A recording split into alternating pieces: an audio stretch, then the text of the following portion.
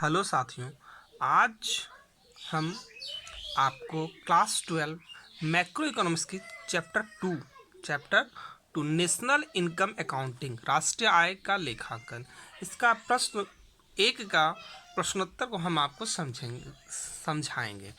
तो पहला प्रश्न है, उत्पादन के चार कारक कौन कौन है। उत्पादन के चार कारक कौन कौन है और इनमें से प्रत्येक पारिश्रमिक को क्या कहते हैं। प्रत्येक को जो पारिश्रमिक को क्या कहते हैं, देखिए। तो उत्पादन के चार प्रमुख कारण कौन कौन होता है। पहला होता है श्रम, दूसरा होता है भूमि, पूंजी और उद्यमी। उद्यमी कौन होता है, जो उद्योग धंधा लगाता है, जो उद्योग में रिस्क लगाता है, रिस्क कर लेता है, वो होता है उद्यमी। अब हो गया श्रम। श्रम क्या होता है, किसी भी प्रकार का शारीरिक या मानसिक कार्य जो धन उपार्जन के लिए, जिससे धन की प्राप्ति होती है ना, किया जाता है, वो क्या कहलाता है, वो श्रम कहलाता है। जैसे इंजीनियर हो गया, वर्कर हो गया, मैनेजर हो गया, ये क्या करते हैं, या तो अपना मानसिक कार्य करता है या शारीरिक काम करता है ना। तो इसके बदले में इसे जो मिलता है उसको हम क्या कहते हैं, उसको वेतन कहा जाता है। इसके बदले में मिलने वाले पारिश्रमिक को क्या कहते हैं, तो इसके बदले में मिलने वाले पारिश्रमिक को वेतन कहते हैं। दूसरा है भूमि। भूमि अर्थशास्त्र में उत्पादन में प्रयोग होने वाले सभी प्राकृतिक साधन को भूमि में शामिल किया जाता है। जितने भी प्राकृतिक साधन हैं उसे भूमि में शामिल किया जाता है। कैसे, तो देखिए ये प्राकृतिक साधन कौन कौन है। तो हवा प्राकृतिक साधन है, पानी प्राकृतिक साधन है और मिट्टी ये भी प्राकृतिक साधन है। तो ये सब क्या कहलाता है, ये सभी किस में शामिल किया गया, ये भूमि में शामिल किया गया। और इसको जो पारिश्रमिक मिलता है, इसको जो पारिश्रमिक मिलता है किसको, भूमि को, उसे हम क्या कहते हैं, तो उसे किराया कहते हैं, उसको लगान कहते हैं। क्या कहते हैं, उसे किराया कहते हैं। अब हो गया पूंजी।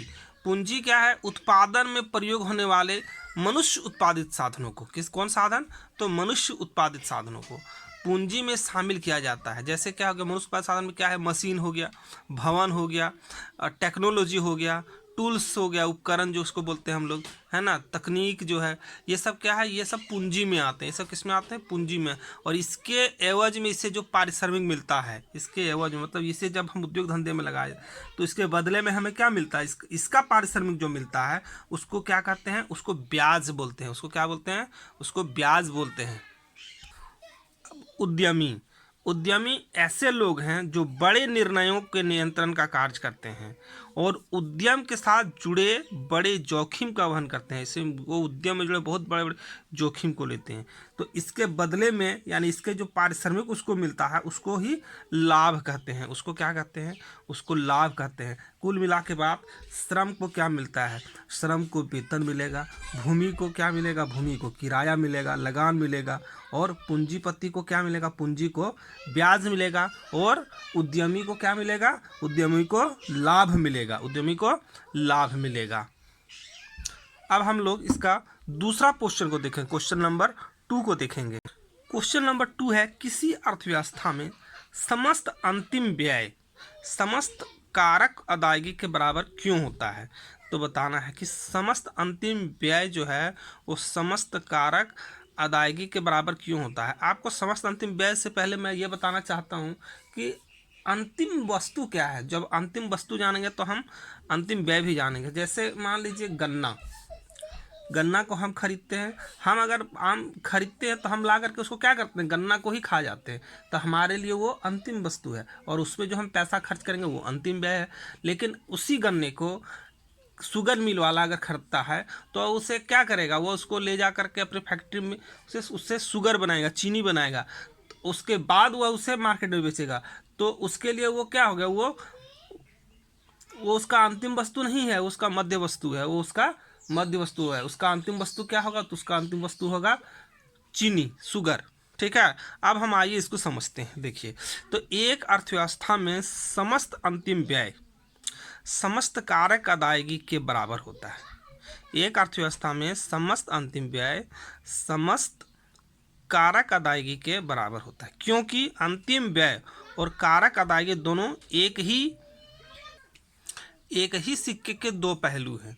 प्रत्येक अर्थव्यवस्था में मुख्य रूप से दो बाजार होते हैं, एक होता है उत्पादन बाजार और दूसरा होता है कारक बाजार। ठीक है, एक होता है उत्पादन बाजार और एक कारक बाजार।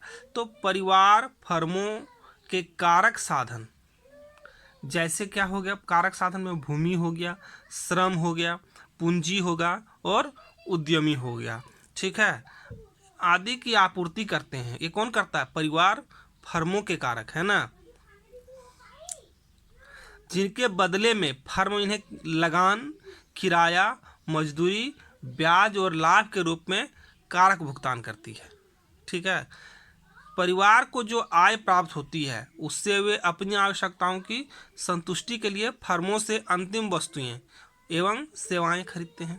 इस प्रकार उत्पादकों का व्यय लोगों की आय और लोगों की व्यय उत्पादकों का आय बनता है। इसलिए समस्त अंतिम व्यय समस्त अंतिम अदायगी के बराबर होता है।